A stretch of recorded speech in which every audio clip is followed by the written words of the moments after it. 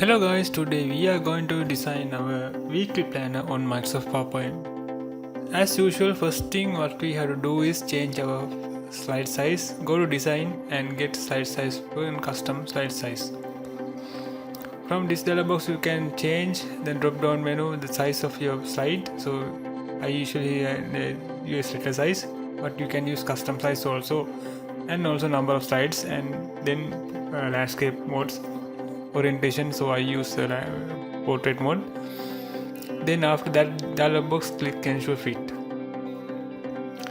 First what you have to do is just enter the main topics and main titles, and as well as some kind of other text that we want in the weekly planner. From here onward I am going to continue the design work. You can follow me along with this video. It is very easy and not very complex. And if you have any questions regarding this design work as well as some kind of other planners, you can leave a comment below. I will get back to you as soon as possible. So if you have any other thing related to this printable planner, so if you need some kind of custom planner design, so you can check our printable planners. Large number of printable planners in our printable library on our website www.DesignWallstudio.com.